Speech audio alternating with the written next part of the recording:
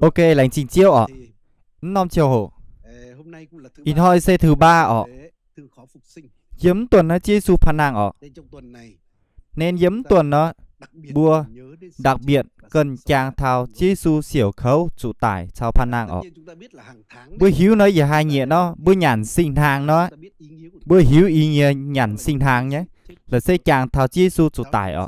Mình chùn tố chia su tải nhé cháu thao chiếu tải ạ. Bữa hiếu tao nó chiều bang nó luôn hòn hoi nhàn sinh hàng ạ. Bao lâu thời vẫn nói chiều bang á. Hai tuần lối giả vừa giảng trên chiếu ạ. Vài bữa con chung mảng bịa. Bữa mảng dâm chiều bang nó sẽ có lưu vừa ta cáp chun trên chiếu dâm hột dâm nhà thờ nó lưu vừa đều nhàn sinh hàng ạ. Chàng thao chiếu su ạ. Nói in hoi giờ con tiêu cháu. Giờ con cụ thể tiêu cháu. Chiếu Giêsu như giảm ạ. Với chủ khi con thảo chiếu Giêsu chủ tải như cháu. Bữa chủ con thảo chiếu như giảm ạ. Với chủ chàng mảnh phải bao nhiêu mảnh ấy dâm của nhua giảm ạ. Và khi giảm chuốt nó sẽ chàng mảnh chuốt ạ. Nên tháng này kinh sâu con cầm bữa nhàn giảm ạ chứ nhé. Nhưng mà tỏ bữa trời hiếu kinh sâu con. Thì con bữa khung mai chiếu Giêsu như giảm. Vậy thì con nói với chủ này sẽ chiếu như giảm mai chúi ạ. Nó chính chiếu Giêsu sẽ giảng nó nín hay tổng chúi ạ. Và đồng thời nó nay sẽ chiếu thì nung như giảm ạ. Paulo này con bữa Ephesos chiều bang con thì nung như chiều bang ạ. Nên mãi lồng ní giảm mãi tại ạ. Nên Paulo này con tu mãi lồng chiếu như giảm ạ. Nên chiếu Giêsu như giảm là sẽ lồng hề ạ. Kinh sâu giờ con chiếu Giêsu như giảm là ni cao lồng Aben như giảm ạ. Với chủ Aben như giảm á, chuyển hang với tài miền như giảm tổng chùi ha. Đòi hỏi chám nhung ạ. Bữa hiếu ạ. Ý chẳng chiến tranh ngam chớt ạ. Mà tầy tòng nó một tầy dân tổng chùi chủ thảm sát này. Bữa hiếu nhé. Nó lùng đĩa đòi hỏi nó công lý ạ. Nó bữa hiếu thiên hùng đó ni kiểu tòi với tầy giảm tông bữa ba miền châu ni giảm liều chớt ạ. Thực tế bữa với tầy tổng chùi tai miền đó. Bèo mắt đút chùi như nai đào ạ. Ngay dâm chứ nó đau ạ. Bình chứ nó tóng quân cuối cùng kiểu chủ cho ạ. Vậy chủ chiêu như bữa nan trên lùng đau ạ. Nhưng chi su như giám sẽ khởi lệnh hoàn toàn ạ. Nhìn như giám tòi cháu siêu ạ. Nhìn như giám là thốt thiên hùng chẳng tìa nhiên hám ạ. Nên háng này in thôi. Bua lồm rồi con thảo. Giờ tùy cháu con thảo chiêu Giêsu như giám ạ. Có thể bữa áp dụng phun bây giờ sẽ chẳng ha nó. Với chùn tỳ cháu cực kỳ nó quan trọng đối với những sẽ chẳng ạ. Nên yên nêu xuất chìm nhảy tiêu. Chắc chắn là mày cao mày chám chì ạ. Nhưng yên nêu xuất chìm nhảy tiêu. Chiếu Giêsu như giảm dầu bùn bùa. Tây yết với tiêu nó. Chiếu Giêsu như giảm. Chùa bưa ruồn tài. Bùn chiếu thì nùng. Bữa mảng yếm lối dạng sâu. Từng trang tới chua với dầm. Lối dạng sâu từng trang tới chua với dầm. Nhìn bữa giả bào tiểu xiang dung. Phùi tu mẹ nai dùn sâu như yếm yên. Vậy chủ mây chủ tai tài. Lồng can như giám mai chúi. Xê mai yếm màn phinh. Màn nhung và. Màn nhung miên. Màn cua tài như miên. Pun thiên hùng. Như mô tỏi bữa hiếu bữa pa miên đó. Vậy chủ bữa tổng chúi ạ. Bữa chiều mải bữa pun satan. Nên trước khi bữa xiên chiếc Giêsu nó bữa tào nó đều thuộc yếm satan như bùa đĩa ạ. Dù bữa xe tàu dân tộc bữa xe yếm tầng lớp ạ. Và satan là ni mai quyền dầu yếm bữa ạ. Với chủ bữa thuộc bị ni ạ. Nên có thể ni to bữa. Ni có thể tài bữa hủy diệt bữa như xây chẳng. Thậm chí kinh sâu ấy con bữa xe satan như ton ạ. Nên Chúa Giêsu á, bởi chính ni như giám có thể con chính ni như mảnh ạ. Nên chúa bữa như mảnh ruồn tài. Khỏi yếm satan như bữa đĩa. Chai bữa dầu như chúi. Chào bữa dầu thiên hùng như lĩnh ạ. Bữa tòng ạ. Xuất khỏi chám nhung chúi như bữa đĩa yếm bữa như ông thai ạ. Chúa bữa bún thiên hùng ạ. Bữa mảng yếm tiết pi tê ạ. Tiết trang chỉ bế bây giờ mình thao chỉ chú bây giờ. Bữa mảng ạ. Tổng bữa ngam xế chiêu như bữa vẩn thô chiêu. Nãy kỳ sau con này. Mời bữa hiếu tu thiên hùng. Chúa mời bữa yếm ông thai. Tòi tơi tỏi. Mãi làm lồng như cháu chúa tài. Nín mất giấy lồng 2 tiểu nhê cả nái tháng diêm pha nhàn chiêm pha nhàn nín lồng Giêsu Kitô trai hời như giám chúa mày bua Kitô sen hang mai vải phẳng giả mai mày tòng game như bà kỳ dùng ở nên ý chản á bữa hiếu bữa ỏi phánh ỏi ở bữa nhận thức tu phánh nhận thức tu nó bữa xe thuộc vào chiếu thì nùng ở nín lồng chính nín lồng ní như mảnh chúa bữa ruồn tại ở như mỗi tỏi sẽ con bữa xe thì nùng như to nói bữa chủ hiếu á thì nùng là xe ní cầu trên bữa như xe chẳng ở anh em mỗi tỏi nó chiếu cầu mà bữa như mỗi tỏi như phái mai ở mà tây thuê vệ sĩ ở cài cầm camera đủ kiểu ở bảo vệ ní bữa ở chiếu thì nùng giờ bảo vệ ní như tài sản ở nên Satan là mày giờ nó quyền như bây sẽ chẳng sẽ con bữa xiên biệt chiếu Giêsu chiếu như giám Satan mày quyền như bây sẽ chẳng nhưng xiềng xích ở nó bữa bám nhiên như chuối nó mày hiểu lực ở nó như mưa tỏi mà tây lúa tây thao lúa thố chiêu nó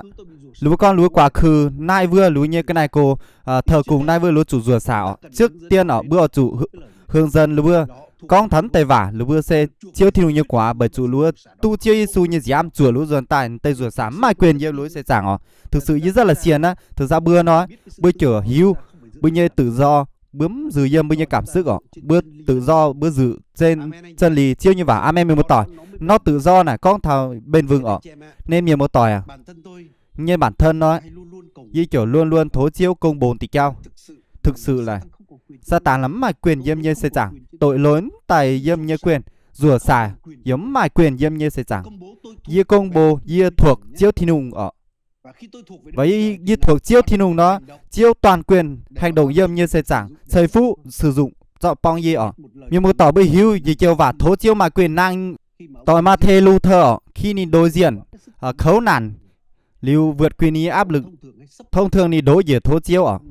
nhìn con chiếu à Yê xe mà nhé ton Yê thuộc mời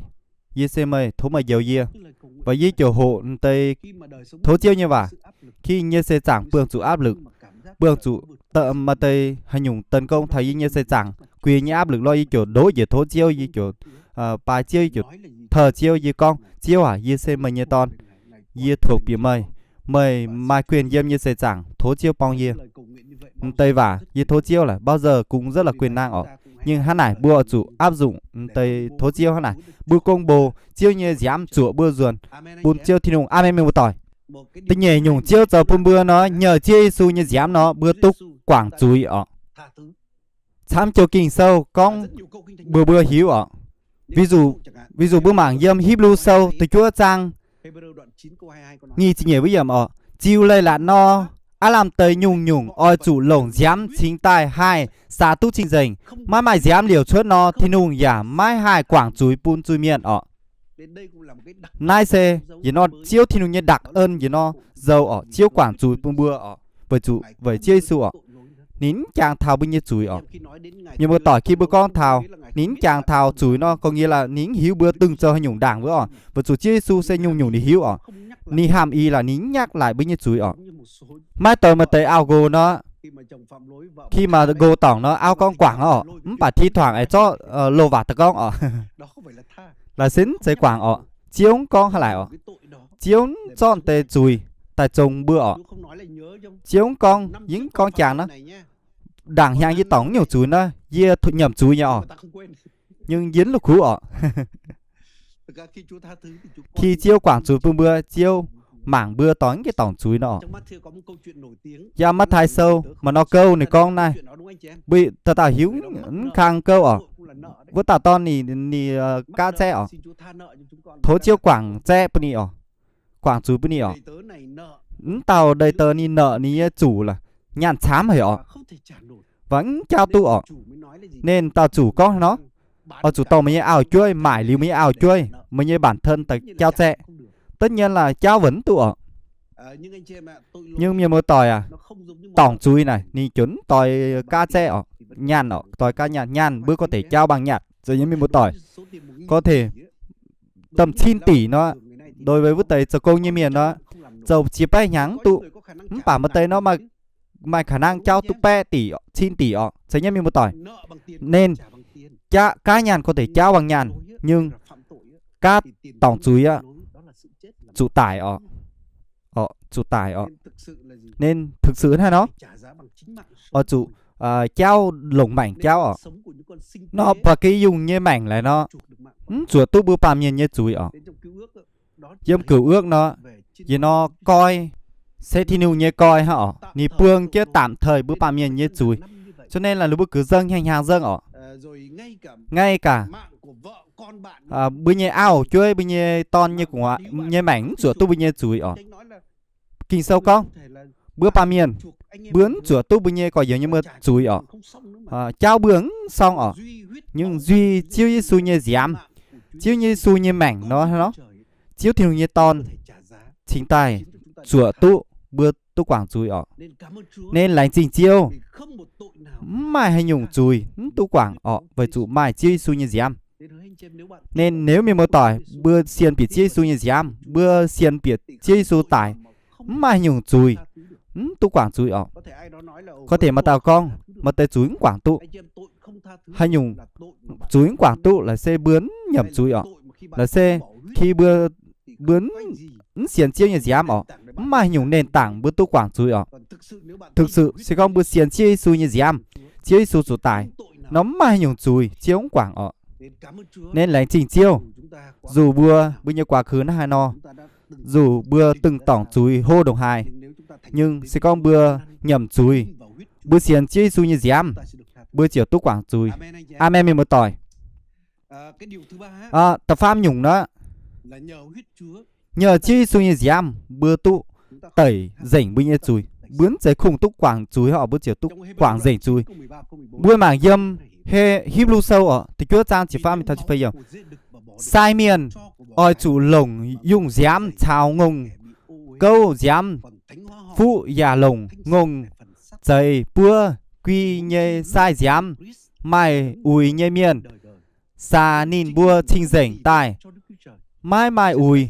với nhung kỳ tủ nhê giám cao hến đồng hai chám kỳ tủ khao gì lưu nhê mảnh sinh linh cho nín can vẩy châu nãy mai như tao ọ nãy công bố chi su như giám ọ sẽ vẩy chủ sinh linh tỏi tỏi ọ. Nên chính vì tì vết ọ chi su tẩy bưa như chuối rảnh ọ. Nên chiêu như giám là sẽ đời đời ọ. Nhờ sinh linh tỏi tỏi nó chiêu như giám mà tác dụng đời đời ọ. Nó bữa mảng tí yết Johan sâu tí yết giang từ chết diễm vừa chiều này con này ọ bà sẽ con mời bươi dâm giang háng thiên hùng dâm giang no bữa chiều lan cháo lan chiều thông nên như ton như su như giám và giao dỉnh bữa như nhiệt dũng chùi nó bữa hiếu tới chỉ chiều vả nó con thảo bữa can chi su mình bữa cháo chiêu tương giao chiêu chiều quảng dỉnh bữa như chùi là gì nó động từ nên hay nhúng có nghĩa là bữa tiếp tục can chiêu mình đó nó sẽ con bữa tiếp tục chào chiêu chiêu thông nó là nó bữa chiều tiếp tục chiêu su như giám tiếp tục giao dỉnh bữa như chùi nên tới giám trời giao đủ dùn khi bữa tới thảo xiên chiêu hang nên luôn luôn giao bữa như chùi nhưng bữa như sẽ chẳng nên hang này giữa chân chiều kinh sâu chiêu khẳng định là chiêu như giám có thể mai quyền năng giao dỉnh nhung nhung chùi giấy khung giao bữa như chùi ha và ni giao dỉnh hơi nhung bữa như xây chẳng như chỉ khi bữa ba miền tổng chuối nó bữa hai nhung ni ngắt hía gì bữa như xây chẳng bữa như hiểu mấy thực sự nó mà cảm bữa như chuối nè ni dầu bún bữa giao chám miền dầu bún bữa như hiếu khấu dầu bún miền vô vọng miền một tay hiếu một tay miền con tông vũ tay pha cùng hòa từng tài ni nhé cùng hòa như xây con ni nhé hiếu nó ni hiếu vải chiều can chứ nên chẳng tỏi sẽ con vừa làm miền nhờ chiêu như giám ni cứ can chân ni như xây chẳng chắc chắn mà bành on thậm chí là một non chiều giao khâu chiều to chám nó hậu quả thật thao ní xây chẳng nên chi su như giám giao tu nhung nhung chui chi su như giám giao tu bưng như hiếu rảnh nên bưng như hiếu giờ mình hip lu sâu mà nó to con hay nó chiêu như giám có thể giao tu bữa tông bữa tải như trao hơi nhung công bữa dầu thực sự bữa hám thảo cái kênh nhai lánh chỉnh chiêu giao rảnh bữa để bún bữa dinh thao tây chuối Nên miền một tỏi à bữa ăn điều kiện yếm nay phải chiêu như giám giáo tu bữa như chùi khi bữa như hiếu trình rỉnh ở am em miền một tỏi có nghĩa là bữa như xây chẳng khoi coi bữa như hiếu chào chiêu khi bữa khoi coi bữa như hiếu pun cắp chiu pang cắp bữa như miền một tỏi rồi sẽ có bữa tổ yếm Johan đó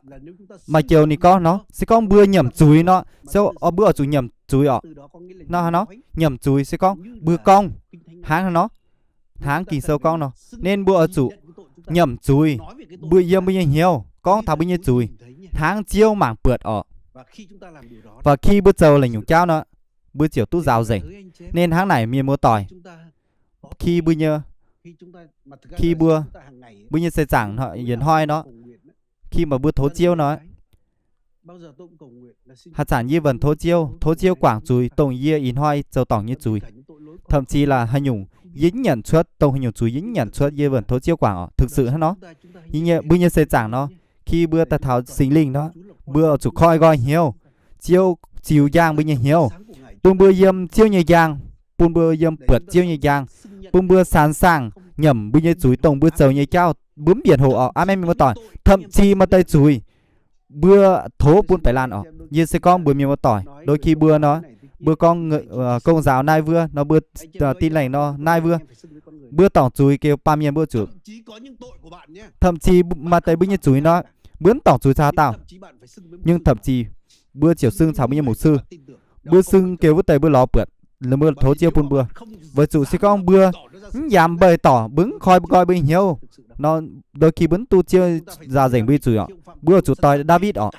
khi ni tỏng chuối ni san sang phía bún lùng đĩa hiếu ni chủ am em yêu tỏi hắn này nín chiều hắn nó bún chiêu rào rảnh ni chuối nên sẽ con bữa như chuối bữa cảm thấy bữa nhầm chuối chám rùn bảo bữa hắn tu buông tha khỏi bữa như hiếu nó bữa chủ lòi gì lan miên tin tưởng bữa nhầm chuối hiểu bữa hiểu nhìn thốt chiêu bữa lại thì cho am em yêu tỏi nên đặc biệt như sẽ con hắn này là khi bữa mày gì thì cho bữa pa miền bữa chuyên gia biện hộ bữa như chuối bữa hiếu từ thời Eva từ thời đầu Adam đời đầu ở Eva tỏng chuối là nó đầu tiên Adam tỏng chuối đổ lôi bữa táo bún Eva ở bún ý ao ở Eva hỏi bữa táo hỏi bún nang ở đôi khi bữa pa miền rất oi hỏi phải lan ở như con chiên này đôi khi yếm của nhiều hồi thành gì hiếu này một tay nó hỏi một sư ở một tay thực sự lúa ở chỗ này lúa quảng với chủ một sư quyết lại miền một tỏi như bữa chủ oan chám nhung trao ở mai chám nhung vấn đến sẽ do như bữa bảo một tay con là sẽ do một sư nhượng quyết định nai vừa xuân nai su vừa ở như sẽ con tây miền lại chịu thành thật yếm chiêu giảm hiền chịu gánh trách nhiệm như sẽ con nan đến bao giờ liều thì cháu tạm quia sẽ là mai phải nhung cháu thảo với chủ do rằng khi bữa cởi mở yếm chiêu như sự sang chiêu như giang chiêu như dám thì ta giao dành bao nhiêu chuối am em một tỏi như bản thân á tao tô nhủ tô ở những cái gì ở nhưng sẽ không bữa mai trách nhiệm bữa chiều tu giải thoát thì keo và nếu bướng ở gánh trách nhiệm nó hạt sản bữa kiểu ở đùng đó phải tao chính ta sai nó như sẽ con hiu bữa như sẽ chẳng hay nó nên gì lan miền hạ mình ở chiêu rời bữa phào hạt tao cởi mở ăn nhầm chuối sao chiêu thậm chí là nó khi bữa xung đột kề phải lan có thể phải lan tỏng chú cào chám bữa bả lồng nhất tao như chuối nó chiêu dầu bữa chủ gành bữa như chuối ở nhung chiều giải quyết tụ đôi khi bữa con mày phạm lôi như kiểu phạm cào hô lại nó giải quyết lại nó bao giờ giải quyết tụ ở như sẽ con thố chiêu bằng bữa hành xử hắn này hang bây giờ Adam thảo hoa ở am em một tỏi am em một tỏi này dành tao tu trưởng thành thuộc lĩnh liều nhỏ nên bướn nó hỏi chui ạ nó một tới miền như hai nó lúc chiều đổ tội ạ nên tiếp theo nó tập phơi tiểu chiêu giờ buôn bưa nó nhờ chiêu như dám bua tu trình rảnh ạ bữa mảng yếm Loma sâu từng sang thì chuối hiểm với con y chản bua khảo ký tủ như dám chiều tu chào thiên hùng hòm hiếu tháng này ký tủ nhiệt sơi dầu bua nai pun thiên hùng nào ở do rằng kinh sâu con nhờ chiêu như dám bữa tu trình rảnh ở trình rảnh là xem nó Nên chiêu thì nùng là sẽ dễ tạo quan án công bình ở yếm nó lùng đi ở. Khi nì con hay nhung, nì vả, con chuột, bưa nói. Do rằng bưa là sẽ dễ lan chuối miền. Bưa tổng kết chuối yếm ở. Nhưng dựa trên chiêu thì nùng như giám. Cháu bùn bưa là sẽ chiêu xu như mảng sống ở. Chiêu xu như giám, chiêu thì nùng con. Thực sự là nó. Bưa sẽ tạo tổng chuối như miền ở. Bưa công trình ở. Do rằng mà nó ra trả chiêu xu như giám ở. Chiếu thì nung như mảnh vô tội ở tại chùa bây nhiêu chuối ở dựa nó biến nó cơ sở thì nung công bồ bừa diếm nó lùng đĩa nó bưa xe vô tội ở em miêu tỏi nên bưa nút mà bưa vô tội sẽ vẩy bưa sẽ vẩy chia xuôi giám nên chiêu như trình rảnh tuyên bố bưa trình rảnh sẽ cùng hắn này hả ở sẽ cùng vô tội ha mà chiêu ấy con chám nhung tông hơi nhung lông tông hơi nhung công bình công trình chia su bùn bữa nên dâm công vụ các sứ đồ Phaolô này con này thao cuối cùng vẫn hỏi nó chiêu thì nùng quìa chia su bảy chia su chiều tỉnh bữa ba miền như chuối ở nên đúng là dân ngoại cái tu mường hải thảo chiêu trước khi chiêu thảo nó lúa chiều xét xử ơi lúa lương tâm ở do thái chiều xét xử theo luật pháp chiêu ban bùn bữa nhưng ngày cuối cùng này chia su nó phán xử quỳ chia su ở chiếu tỉnh chúi quỳ chia su có nghĩa là thế này tháng chia su là sẽ điểm chuẩn ở bữa hữu tháng thì nó kỳ thi đại học nó nghỉ chiều với điểm nó đậu bà chỉ chưa phải 5 điểm nó tụ chủ trượt ở nhưng với tao đủ điểm hay tội đồ 2 ở chiêu con ni mà chú nó đang ở bữa chỉ chưa phải 5 điểm nó chiêu con nó chuẩn ở đạt điểm chuẩn vẫn đót ở nên bữa ba miền như chuối nó ni kiểu mà nó mai chuối bữa ba miền nó phân xuất chuối bà ơi chiêu thì nó chuối sẽ chuối nên một sư thì con nó ví dụ thế này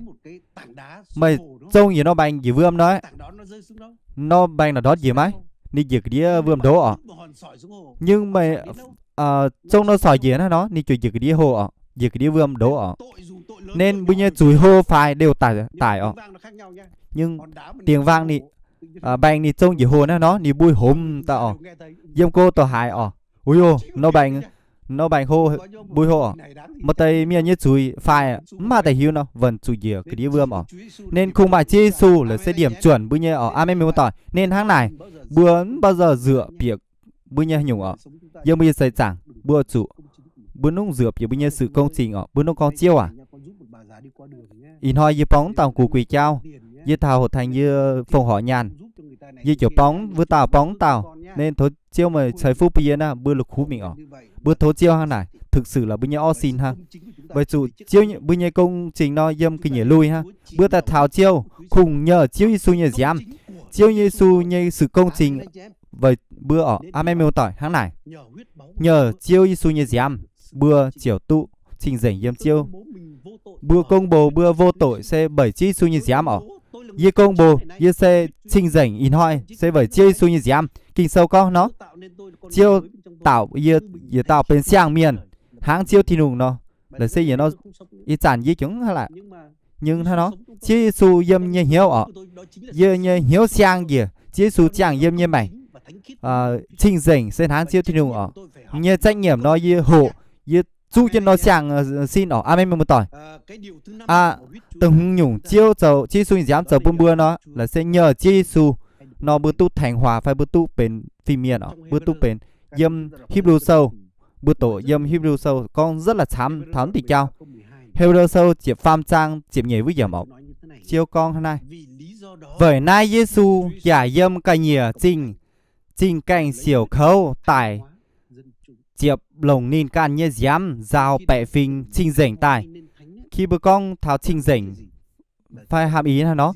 là sẽ bữa tu biệt riêng yếm chiêu thi nùng ở chính xác là bữa tu tách khỏi nó lùng đĩa tổng chú ý như tổng ở bữa tu cháo chiêu yếm ở nên bởi chi su như giám mà in hoi bữa tu biệt riêng pun chiêu thi nùng pun bữa chẳng yếm chiêu mà chiêu như mục đích ở và cũng nhờ chiêu Giêsu như giám pun bữa trình rảnh sinh linh là sẽ trình rảnh chính tại chẳng tu bây giờ hiếu chính tại yếm tu bây giờ hiếu chính tại hành động quê bữa ở như một tỏi khi mà bữa hái mải chiêu hiện diện yếm bây giờ hiếu nó Giờ buổi nhóm nó phải giờ buổi số chiêu này chứ cảm như hiếu mà chiêu dầm hiếu giờ mà chiêu như dám giờ lãnh trình chiêu nhờ chi su như dám chuỗi giờ lãnh trình chiêu và chủ chiêu như dám chuỗi giờ trình dành bởi chiêu giờ hà đào mà dám mà quảng chuối năng把sinh linh vận hành như lại sinh linh mà quyền quảng chuối tẩy chuỗi bây giờ chuỗi khi bữa công bồn thì cháu nó bữa cảm nhận tu chiêu thì nùng hiện diện như bây giờ hiếu từ lúa với tiểu chiêu su như dám chờ bún bữa nhúng là sẽ nhờ chiêu su như dám bữa tu hòa giải bữa chờ họp sao chiêu thì nùng yếm Colossae thì nhất trang nghỉ triệu với yếm in hoi nó bùm mường đáo tới và thực sự này rất là quan trọng bữa bữa yếm Colossae thì nhất trang nghỉ triệu với yếm vươn thì có ya lồng nín pun màn muột sao nín họp hiếu mai cún yếm lùng yếm đào nhê nín lồng nín nhê ton yếm chịp giảng trà chớt tài rào pun màn miệng màn muột sao nín họp tài mai bành on nay chủ con vậy chủ chiêu như dám nó bành on tại thảo bữa tu thảo thì nùng họp hiếu nên khi bữa con thảo tu bành on phải bữa tu họp hiếu thì nùng nó có nghĩa là chiếu nấu bữa nhỏ chiếu trồng bữa đôi nghịch cháo chiếu thì nùng nhỏ bữa xe chiếu thì nùng như đồng minh bữa yếm chiếu vô pung chiếu yếm bữa pung nên nhờ thì keo bữa mày bành on yếm bữa hiếu nhớ thì keo nó bướng cảm gì bất cứ hơi nhung trông lại bữa em một tỏi miền một tỏi kỳ sâu follow này con chiếu thì nùng pong bữa liều hạt tàu nghịch tu bữa tu họp hiếu chào thì nùng bữa sẽ thì nùng vô pung chuẩn hang khối NATO yếm lại nên chiều bảo vệ bữa hơn bữa chiêu bảo vệ cao hơn khối chiêu bênh vực bữa cầu kiên bữa bướng cái gì miên bướng cái gì như nó thể lực thậm chí là bướng cái gì cả vứt tới miền mai thể lực tổng vứt tới trồng bữa sẽ có bữa hiếu gì tiêu bữa yếm chảo chiêu bùng tật chết với tiêu nhờ chiếu Giêsu như dám bữa tu bịa cái nhúa trình dành như tao bữa mảng yếm híp lu sâu từ chiệp sang thì cứ yếm với cả há nì anh công ô thì nung yếm nay yê tài vẩy ơi chân mời nhê dạ ấy xấu thì nung chiều pun lô dạ ơi kia rảnh anh lồng kỳ tủ kia liu xiang nhê tài nó bởi hiếu yếm cửu ước nó diện nhang mà đủ dùn nó đại lê là liu nhầm chui do thái con nó lê là rất quan trọng nó nhàng đều kiêng nhàn bữa nhầm chui họ và yếm nó đại lê nhầm chui này nó duy nhất mà đủ lan miền là sẽ thời tê lê thượng phẩm tu bỉa tu nó tòng sau khi nì hoàn tất nhung thủ tục tây nghề ly thanh tẩy ní trình rảnh bút ní trình rảnh bởi nếu không ní sẽ chủ tải bởi chủ tao ông thầy lấy từng phẩm ní bìa lái bởi chủ ní điều kia nó linh nó ai điều kia chào nó sẽ có bìa lại nó hải chóng bùi nó chở lúa nó lúa chở tho tao ông chớt lúa nhàm bìa bởi chủ bìa lại tải bởi chủ chiếu thì nung trình rảnh nín chấp nhận bữa ba miền chuối nhưng lại trình chiêu này nhờ chi su như dám bữa có thể bịa tu nó trình rảnh như tòng 24/7 nó cháy như miếng tỏi bữa bé lụa chìm nhang hỏi bất cứ bây giờ nó tóng cháy yếm tại đền thờ Jerusalem amen miếng tỏi và bữa tại cháo chiêu để bữa cháo chiêu kiêu thông thố chiêu bằng bữa như miếng tỏi bữa kiểu tỏi bữa cao hơn ECT bữa trong khi mặc đô chê là dân Do Thái yếm kinh nhiều nên bữa mà nó ưu thế đặc biệt thố chiêu bằng bữa sử dụng thì cho amen một tỏi tập bết nhung thì chúa nhung về con kỳ càng hơn bùm mưa nhờ chi su bữa tu chiêu pêu chân bướm bùm bữa chủ tải chủ bương chủ khấu nản như nó băm kên bữa mảng yếm xuất Egypt chim nhẹ trang nghỉ chỉ yết mịt thảo chỉ farm với yểm nay xe với nom lê vượt qua chiêu con là y mướn như xe ta thảo mấy bữa ta tao như tao cùng hòa từ vua Sraon thảo hòa thoi nhung hay nhung xanh khú tao cùng hòa nó chiều chụt tài nên mấy bữa ơi mấy bữa nhé béo của nhúa ở chỗ tai với tao dùng như giám dắt trên cành dưa quìa nó tòng nó dưa bữa hai tao như giám dâm cành nó dấm bịa tai là hua như ở béo nó dâm xuất Egypt tôi kỳ nhẹ trang nghỉ chiếu nhiều mình thao vừa Moses truyền lại chiêu như vàng hai con Moses hiểu Israel như Moses hiểu Israel như chuồng miền cầu tài roi con bùa nhìn bùa mời bùa ở chủ mình chiều mời bùa nhẹ béo trông hướng tỏi kín tàu bà kỳ dùng ton tài phai dùng ton tài dầu xía mảnh chip nhẹ bà kỳ dùng ton ôi chủ cho giật trời chiên bùng của nhúa nhẹ giám to mình rát canh cu ngoài chào y mảnh canh canh chầu mái túng pun hai tàu suốt canh cả đao thao lùng đom chiếu ói mình còm y díp tây pung tài y díp nhêm nhiên nhìn buột kênh cu canh cu ngoài chào y pung canh dầu như dám nó nhìn chiều kia ngành đảng mái pun miệt rảnh vứt tây bịa mày bua nhây béo tài mày bua ở và tuyệt đối nai con hay nó tây miền muốn tổ chức cái nhiều tây miền nó lúa xiên biệt chiêu su như giám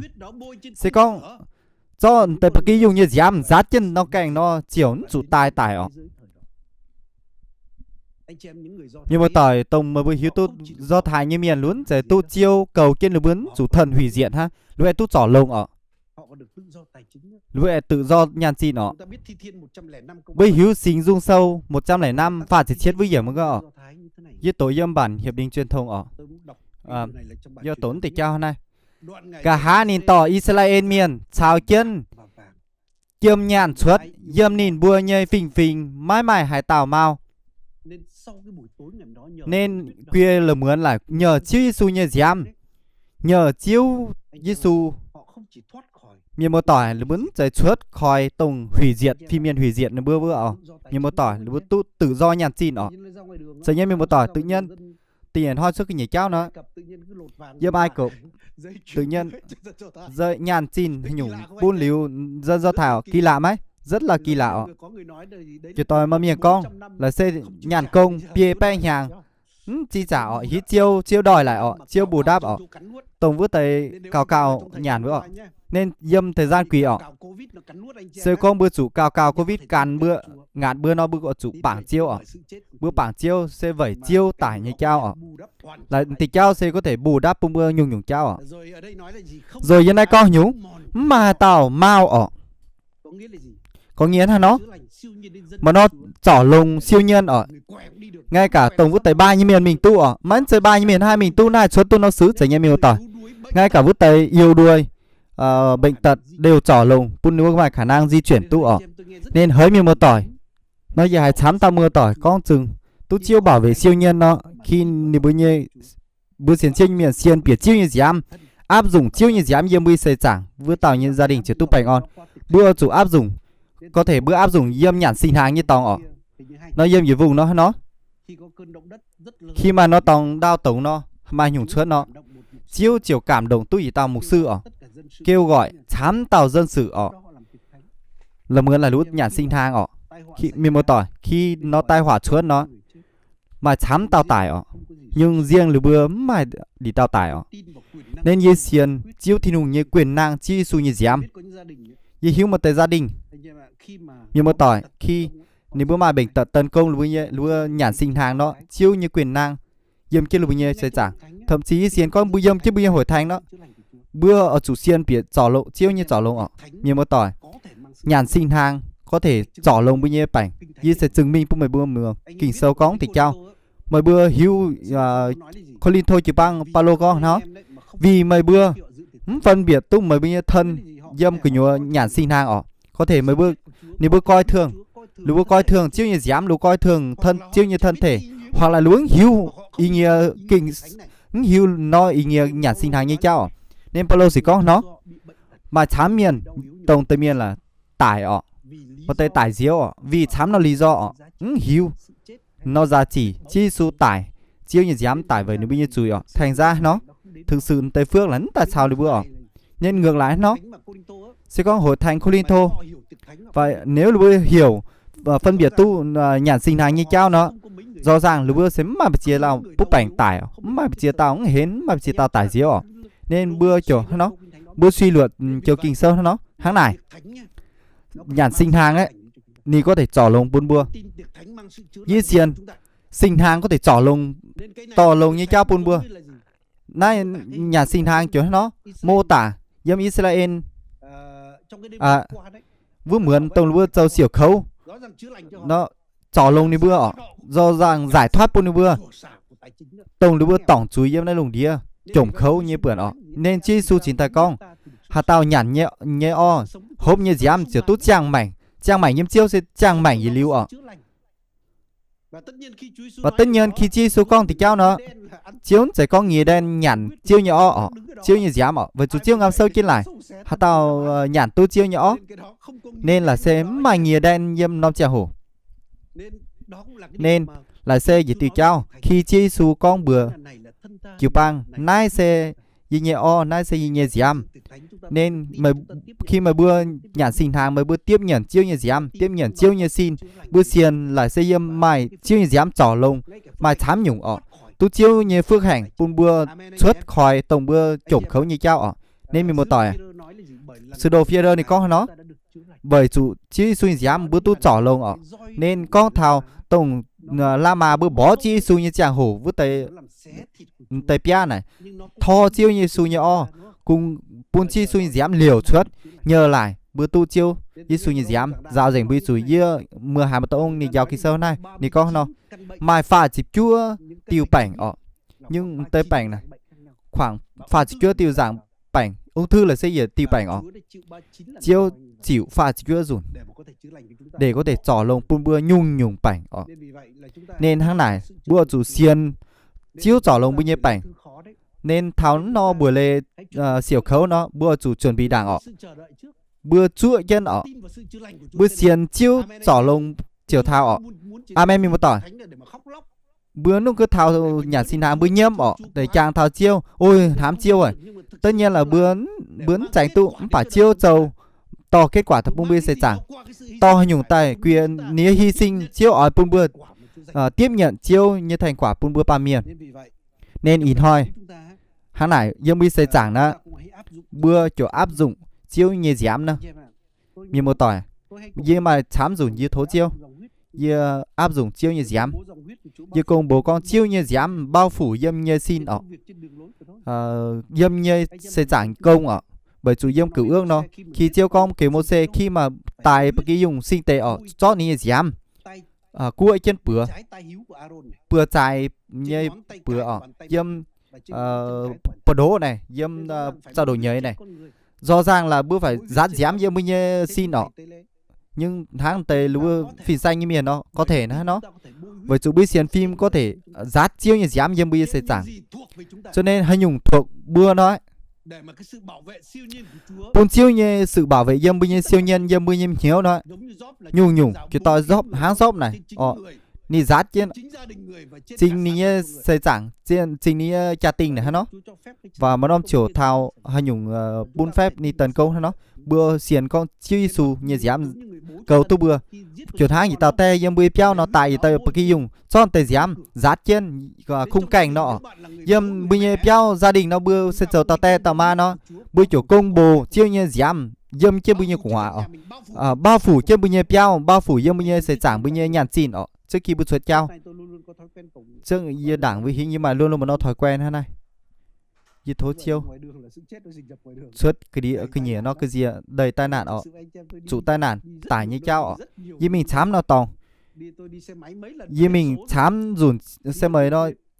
mà chám truyền nó với cảm chiêu như bảo vệ chiêu như khá là cầu trên gì hỡi mình một tỏi bữa chủ công bồ chiêu như dám cầu cho đặc biệt là bữa hai tàu ngắm mái ô tô nó bữa chủ thố chiêu như khá bóng trên đó nhưng một tỏi hiếu như phái khi mà bữa áp dụng chiêu như dám dâm bữa như mảnh á bữa nhân chi mảng bượn không bả chiêu thì nung mảng bượn Nhưng mà tỏi khi bữa rát dám ăn chứ bây nhiêu cảnh đó cho nên ta tao dùng pin chứ của nhiều piao mà tao hiếu mà vừa piao vừa tao cũng hiếu vừa tao mà dám chám mà dám chỗ mà chỉ nhắm mình một tỏi không phải chiêu thiên hùng nhìn mảng bượn thì cao phi miên mảng bượn tay cao sát tan nhiều mảng bượn tay dám nữa nên chiêu mảng bượn tay dám ngăn cầm kẻ hủy diệt biểu bây nhiêu piao phi miên mảng bượn tay dám chiều bảo vệ bữa nhưng Satan mảng bượn tay dám nó đi chụp piao cô nên như chàng hồi mà tao dâm nga ni tài dẻo nó bữa mưa nó tao ma nó nhờ tho mình chùa tất nhiên là tao tỏ nó đi kiểu tho ní ma mình vẫn tao tỏ nó đi xiên chiêu đi công bố chiêu cầu nín chiêu như dám cầu chứ nín không phải tao ông thầy chùa là dâm cứ nhua là mảng bướn tao xia nó đi con hiểu đi kiểu hiểu phao tao ông chùa con tao xia là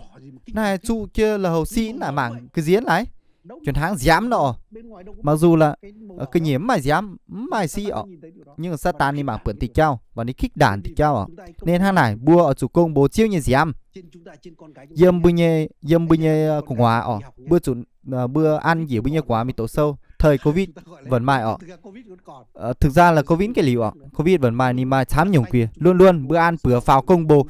chiêu như dám bảo vệ bưng nhê của hòa bữa chủ thố chiêu hàng này sẽ bảo vệ bưng nhê thân thể ha thố chiêu như dám áp dụng dâm như tâm trí dâm như tâm trí khỏi bưng nhê tư tưởng bền như cao nhiều khi là cái này cô bảo vệ hóa rất là lâu nhưng mà tao tay bảo vệ ní quá giám sát ní quá thậm chí y giờ bữa giờ ní vẫn nhê chân canh ní quá nó là canh tu ý tưởng tài miền phải ý tưởng Satan xâm nhiễm nó là canh tu bữa như xiên chiêu như miến này nó canh tu này nó mảng chuỗi trên mảng tu hay gì bộ phim phải hoặc là ní bạn bè phải tìm tư tưởng dâm Satan tái như một tỏi bữa đặc biệt dâm lùn nhê quá nó rất dễ mày ý tưởng tải như cao thậm chí là bữa xiên chiêu như miền vần mai miền ý tưởng tải ý tưởng mình bữa chủ công bố chiêu cầu trên bươi như quả mảng có vẻ rất ngoan thực sự dâm của nhuận ý hiếu nó ni mai thất vọng này ni mai chám nhung áp lực ni mai nhung cay đàng dâm ni hiếu mai chám tạc quá nó Satan hiểu nín đúa nín mình tải mi bố mấy ma hiếu nhưng mà tỏ rất nguy hiểm thấy cao ở chủ công bố chiêu Giêsu như dám bảo vệ bữa cuối cùng tiêu nó nhờ chiêu như dám bữa tu hình kia Satan bữa mảng dâm lẩu giang sâu chỉ nhẹ trang chiếm nhẹ trang chiếm giết với dầm bữa nhẹ có nhiều lồng với tao bà kỳ dùng ton như dám và lồng nín bữa trầu trong chày như vả hình kia cô nín bữa với tao nín bữa máy coffee nín bữa nhẹ mảnh chúng nhổn xía nín bữa nhẹ mảnh tải nín bữa hình kia nhờ chiêu Giêsu như dám và nhờ chiêu như vả để bứng cam dìa để bứng cái gì để bứng như mảnh cho pun được bữa tải nay con tháo vứt tay miền hình kia Satan nín kiện cao bữa bữa hà tàu như này bữa như có nhiều là xe tông với tay xiên bỉa chiêu thiên hùng có nghĩa là tay miền đấy có thể là bữa cắm tay ý trả miền đấy amen bữa kiểu mai cơ hội hình kia Satan bữa hình kia Satan lo bữa mai chiến nó điều kiện này tới giết như này con nó nhìn bữa tiếc được như mảnh chưa tải non tay miền là nó phải nó xiên chiêu như miền phi thì bao nhiêu mảnh với chủ lừa bưa vẩy chiêu lừa bưa có thể tải đối với lừa bưa tu thực hiện chiêu như vả nó dù tải phân năng là cũng quan trọng nhưng mà tỏ này chính là điều kiện trở thành chiêu như sai cò đam chết diệp giảng trà can chi su mình tây miền lừa bưa cái gì tải như cao lừa gì giờ tu chơi sai cò amen một tỏi khung tây miền xì hình kia Satan ha khung tây miền khác này chỉ xứng đáng giao nó sứ mệnh thay đổi tốt nó lủng đi xứng đáng hay nó chun tổ xây dựng chiếu thiên hùng như vương quốc nhưng mà tỏ bữa hiếu nhá bữa ba miền nó bây sẽ chẳng yếm nó bữa hiếu hay nhung cái gì lấy cái gì nhất như phái là sẽ cái gì tải đúng là yếm Hebrew sâu chỉ nhảy trang đi con nào bữa ba miền cam gì tải yếm chính ta yếm Satan như bữa đĩa ở Satan ni cái gì lồng bưa cam gì bưa cái gì tải nó ni không chế bưa nên mình một tỏi à bưa mất công bưa mà chám miền ha cái gì mất công mà nhung nhàn chủ tải ở mà chám miền cái gì bó cũng mà tải ở mà tại miền cái gì hiếu xia chủ tải ở nên nhung cuối cùng chủ tải ở chính là tải là sẽ cam gì hôi nhất như này lùng đi ở nên có hình nhung tại sao bữa ba miền cái gì tải bởi chủ những bữa cái gì sẽ khung tải ha đôi khi lúc cam gì lúc cái gì sau khi lúc tải nó lúc chủ tỉnh chú ý ở đấy bữa tưởng tượng có sau khi bữa tải ha nó lúc cùng linh cảm lúc chiều chủ sâu chân như nó tòa ăn lúc chiều gì cái đĩa tẩy nhủ ở nó lành trình chiêu vì Chúa Giêsu tải yếm chiệp giảng cha sẽ con bữa xiên thì cao nói gì sẽ con mà tò tải như cao tại hết tôi bữa khi bữa xiên bướn chủ tỉnh chui bướn chủ gì địa ngục bướn chủ gì tẩy nhựa nó bướn chủ vải bướn chủ hành hạ đây nó nó bữa thuộc mình chiêu thì nùng tải như cao liu bứng cái gì ạ amen mình tỏi nên sẽ con bữa hiu xiên biển thì cao gì sẽ con bữa xây gì ta miền bướn hám bữa như mảnh chúa thận tải ọ nên gì tiêu gì hơi con ạ và vua xuôi với ta liều ọ khi vừa làm miền hiu tải cái gì nó vừa làm miền cái gì tải nó gì sẽ con là bữa mai cơ hội bữa hình kia Satan ọ nhưng mà tỏi hiu như phải khi thực sự là giờ cháu chơi câu như Việt Nam bữa bữa ý sản bữa dâm như nó môi trường tự do ọ nhưng mà tỏi nó môi trường này là bữa khích lệ bữa tổ chức chám nó sự kiện ọ khích lệ bữa chụp bao miền mình xây chiêu ọ là xây gì nó môi trường khởi ọ thời đầu nín ngài thế nào đảng với hiến miền tỏi đảng với hiến nó khi mà như bữa ngâm tài thao tông này tầm chiếm nhang dồn miếu đảng á như bữa bường chám nó đe dọa bường như bữa y cố dồn nó chủ hiểu phao lúc bữa hiểu dọa như bữa pun như bữa cái gì ọ đầu tiên như bữa dọa con như bữa hợp tác kêu lúc bữa nó khai báo thành khẩn nó như bữa sẽ là nó như bữa cầm mấy tu xuất cảnh ọ có nghĩa là lúa nghi cả bữa ở mình nước ngoài mấy như con chiên như con bữa lúa con như con như nhiều phải nước ọ như nhiều nước ngoài ọ liếu dọa là nhung ạ và sẽ con nếu thế thì như bữa mày lưu vong vĩnh viễn ọ cho nên là bây giờ tương lai là ơi chiêu quyết định đâu phải do pa miến rồi nhé sẽ con chiêu khỏi cảnh mà ta quân tụ mà chiêu quân mà ta khỏi tụ sẽ con bữa xiên thì cao bữa chiếm cái gì tây cầm gì hé như cao à nhưng mà tỏi với hiếu tổng ý chín linh lên xin á như bữa tổ chức như nó sự kiện yếm sân vận động mỹ đình hay nó mà tây coi nhiều nó yếm gì lại quẩy gì thố chiêu thì nung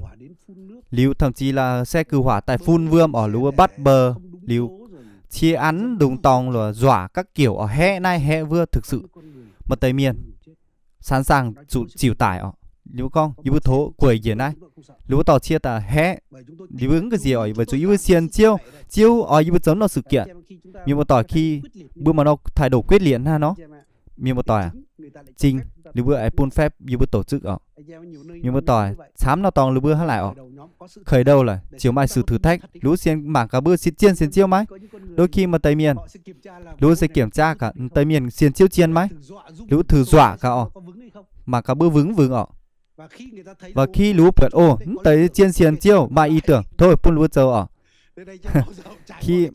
bao giờ bữa chiều tu xuất chủ quyền tây cao ở nên miền bữa tỏi khi dòng kinh nghiệm như miền đó đối với kiểu coi trọng tổng với tây mai lý tưởng ở đối với kiểu coi trọng bao nhiêu lý tưởng ở là xe con chiên ở nó câu con chiên ở mà chìm nhảy tao mục sư nói chủ cho mình ở chủ linh cho mình liều bạn là bướn nhẩm chiêu ở lúa chón tây miền chiều nhẩm chiêu trái nói nếu bươn tải ở cuối cùng nó tây miền chủ bươn tải liều mà đủ tàu nó chiều pudding và duy nhất mà đủ tàu ông mục sư tu chuất họ và khi thì tu chuất nó chám tàu chám nó chịu bang con nó tàu ông nó sẽ Juda ở phản bội ở Juda nì tu tha nó vứt tây trụ tải ở nì dâm chàng cái này nó chàng tỏi hay nó chăm nhang kia mà non thôi mà tàu lính Bắc Hàn nó Nì xiên chiêu. Chính tao là tông linh tông nì bươn với quan miền tải vừa. Lý nì con hả này. Thực sự với tay chiệm nhẹ tao mục sư lại. Là nhẩm chiêu. Khi vừa xuất điều kiện là sẽ con nhẩm chiêu nó thì bữa quảng. Bà non tầm miền lúi nhẩm chiêu lý bữa chiều tài lý tầm miền tải. Với tao miền bữa đi nóng con nhở. Em anh tao nói. Vì nhẩm chiêu nó nì chiếm tài cho nên là lúc tôn trọng với tao miền mà ý tưởng. Dâm lại nó tu xuất là thám nhàng nhưng đôi khi mà tơi là bữa tưởng như là hát lại trời hát lại là sẽ câu chuyện con chiên là sẽ nó câu con chiên mà tơi con bữa hám có hát lại bán nín hát lại nên miền một tỏi khi bị lan miền quyết liệt với chiêu nó miền một tỏi chiêu chiều bong bữa tây miền là lúa mai cơ hội hình sa tàn miền một tỏi hiu phái dâm vượt tây đảng vượt tây xin hàng bây giờ chỉ bang đó dâm Việt Nam nó kiểu cực kỳ là khấu nó kiểu mong muốn là chiếu bùi vốn tùng mất tây mà con có thể con quá khí và như con trường như bưng ngâm xiên chiếu nó như bữa tổ chức nó như bây sinh như bây giờ chiếu hiểu bữa giờ nó nói chiều giờ không vừa nhưng mà tỏi khi mà lúc mà tây nó luôn luôn hay nó luôn luôn nải cả bữa nhà tổ chức Giáng sinh như hai và nhà bữa tổ chức Giáng sinh như hai lúa chiều nải mà tây lúa chiều nải hết lại mà tao có chiên nải như thế này chiêu con nhà mà tổ chức Giáng sinh như hai như bữa con chiêu hiểu bữa tổ chức như hai bữa chiều tổ chức yêu này lúa chiều con nải cả chiêu nhà tổ chức như hai bữa rất lành trình chiêu trình lần tao có con và nó khi nghe cò nó nì tích cực bong như vừa tổng với bong với tây tổng là bây diễn như in như miền Nam Hà Nội khi lúa mảng bận tây miền mà ý tưởng đánh động thảo lưu hiếu mà ôi tây xiên chiêu như miền khung vi nhan dọa liễu quảng nhỉ xì cũng coi coi thường bọn miền nhưng lúa tôn trọng với tây miền mà ý tưởng ai em một tỏi nên sẽ có bữa mai ý tưởng như sẽ có chiếu chiều thời phút bữa chiều giáo tụ giờ có nó thông tin hiếu chính xác đồng hai nhưng lúa con khi tôn giáo chẳng hạn khi bữa truyền giáo thảo Trung Quốc tại thảo Việt Nam nữa dâm Trung Quốc lúa thỏa hiệp chính vì hắn này công giáo dâm Trung Quốc là nó công giáo là mà nó nhanh là trực thuộc Vatican ở bên hiếu lại số lượng miền rất rộng nhưng dâm bữa Việt Nam dường như là thành công công giáo thành công nhất nên miền một tỏi với là miền triệt để với tại miền mà lồng gan như vậy cái gì tải thu giảng pudding thế này có thể châu tu thám nhung công ngay cả cái nhỉ chỗ hết lại như tổ mà nó Elon Musk thì có là tây miền là sẽ bình thường do tu dự đoán là có hơi nhiều chuyện là lúc con tao là pudding chứ tây pudding miền là chỉ chờ tu hết lại chính ta thiếu tu na lùng đĩa vì với tây miền bình thường nó hòa ở can nó lùng đĩa nó với tây miền giam châu này giam quyết liệt châu những cái gì tải phá sản những cái gì tây miền này chiều châu tu thám nhung nên miền một tỏi chơi tình gì lại ha với tây miền thám nếu như mảnh hình kia sa tàn chơi vẩy bữa như công nếu bữa hình vẩy chủ chiêu Giêsu như dám nên sẽ con bữa hiếu chiêu thiên hùng như quyền năng ơi loạt bữa con nó rồi bữa kiểu châu làm chừng bữa công bố chiêu Giêsu tải dâm bữa chiêu như dám dâm bữa như xây giảng như sẽ con tây miền chiều hình kia sa tàn tây miền chiều hoàn thành chiêu như công dấu tu thám nhung công hồ ai em một tỏi nên đom chiều bữa lồm giỏi sâu chỉ xin nè bữa lồm giỏi lánh chỉnh chiêu bữa thố chiêu bún bia xây giảng thố chiêu chạy giấm tuần bún bia chàng tỏi bún bia luôn chàng thảo chiêu như dám chàng thảo chiêu tải giấm chiều giảng cha bữa hiếu chiêu như quyền năng giấm châu hình nhung bún bia xây giảng bún bia xiên nhung cao bữa công bồ châu chừng bún thì cao bữa chủ tu hình kia hallelujah hallelujah chiêu như bữa tại thảo mấy chiêu mấy giảm hiền chiêu như bữa thố chiêu mày thố mày sinh linh dâm gì bữa nhanh hiếu giỏi như bữa hiếu bún như bữa hiếu nó tin lành như cốt lòi bún như bữa hiếu tu chiêu chiêu à hay nhung căn bản nhất chiêu à hay nhung nền tảng nhất chiêu à như bơi pun như bơi hiu pun như bơi quìa hiu quìa chiêu xỉu khâu quìa mày chủ tải nhây chao mày chờ hay nhung pun như bơi nhận hiu tu chiêu Giêsu như giám nhờ lại như bữa tu hình kia chiêu à pun như bữa túc bành on yếm như bữa xây chẳng tổng chiêu cho nhớ như bữa lành chỉnh chiêu Giêsu hallelujah hallelujah